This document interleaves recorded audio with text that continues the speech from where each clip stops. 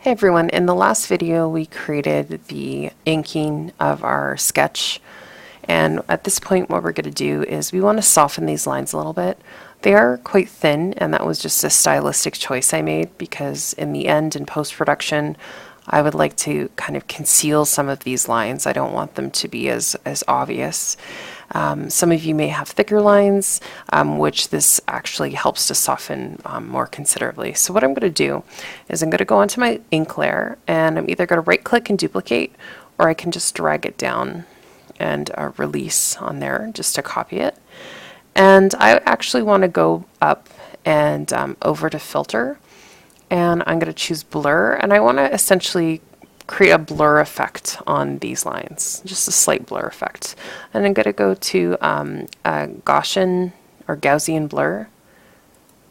I'm going to click on here, and you're actually going to see there should be a preview. I think on your version of Photoshop it'll show a preview.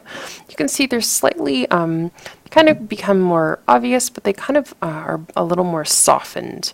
So you can kind of just drag with the radius. You don't want them to feel too blurred. If you go too high, it actually blurs over and above. So you can kind of play around with it. You probably want it definitely under 5, but I'm probably going to go around 3 or maybe 2.5 to 3.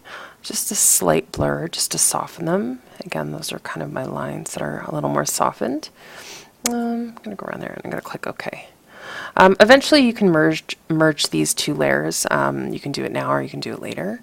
But what I want to do is I'm going to start flat filling my images and or different parts of my image. So I'm going to create some extra layers, and I want these to sit underneath the ink and the ink copy layer. You can call this maybe ink blur, just so we remember what the functionality of that is. So I'm going to create a number of different layers, and I'm going to create it for each kind of section of my image. So if I'm going to include my my skin layer, I'm going to want to have a hair layer. I'm going to want to include an eye layer. And you want to go through all the different kind of parts that are going to hold different colors. And I'm going to include like lips.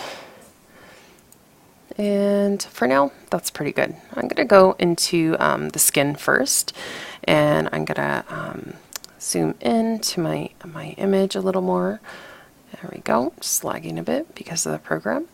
And make sure that you're on this layer, and this is the flat filling portion. This is going to take some considerable time. I'm going to click on my color picker, and I'm going to choose my color that I want. In one of the next videos, I'm going to talk a little bit more about color and why we choose certain colors, and also to create the illusion of shadows. But as you can see, the more we go towards the left, the more gray the hue goes. So it kind of goes from a really highly pigmented color to more and more and more and more gray until this side it's completely saturated, or unsaturated I should say, sorry, unsaturated. So it's all grays and blacks and whites. As you notice as well, the lower I am darker, and I have more black, and then the higher I go, I have more white. So this is your shades at the bottom and your tints towards the top. So when I'm picking my skin color, I kind of want to reside somewhere towards the middle. Now this is going to be kind of a springtime elf, so she's actually going to have some green skin. So I don't want to go too dark, because that's going to be in my shadows range, but I want to be somewhere in the middle, so I have some room in order to lighten her up with some highlights and darken her up with some shadows. So I kind of want to go kind of more central. So let's say I'm going to go around there or so. So I'm going to click OK. And this is where I'm going to be coloring in. So this is time consuming, but it's kind of relaxing. I'm going to go to my brush tool, and I want to pick my my Inker flatter brush, and that defaults to 50 pixels. And I'm going to just basically be coloring in. You can go larger if you want, and I'm actually going to zoom in a little bit. And it's up to you how you want to do this. So some people like to kind of go crazy and color in and then erase areas that they need to. So I'm just going to be coloring in the skin zone. So you can either choose to kind of go kind of rougher, and I'm going in and over some parts of the eye, and then you can erase that later. Or just going to undo. You can be very careful at this portion and do it kind of more cleanly. Either way, you're going back through and being careful. So whatever kind of psychological trick you need to get yourself to do this, or however makes you feel more accomplished, go for it. I kind of tend to like to be a little messier and go back and clean it up later. I just feel like I'm getting more done at once, and I kind of get to see what the end result is going to be like. So at this point, you just want to start coloring in all your flats, and I'm going to pause, and then I'm going to show you what it's going to look like towards the end. So this is another actually copy of the demo that I was just doing, and this is kind of the completed version. You'll notice on my right hand side I have different elements. So I have like the hair, flat filled layer, and I've labeled it hair, and it's kind of like a coloring book. You're coloring it, and essentially I have the lips on a separate layer, I have the skin on a separate layer. You can see I've made an error in the eye, and your ink layers are on separate layers as well.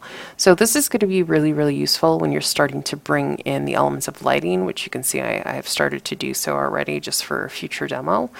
And what you want to do is, the other thing I forgot to mention is your background. So your background color, we kind of opened it up and it was white.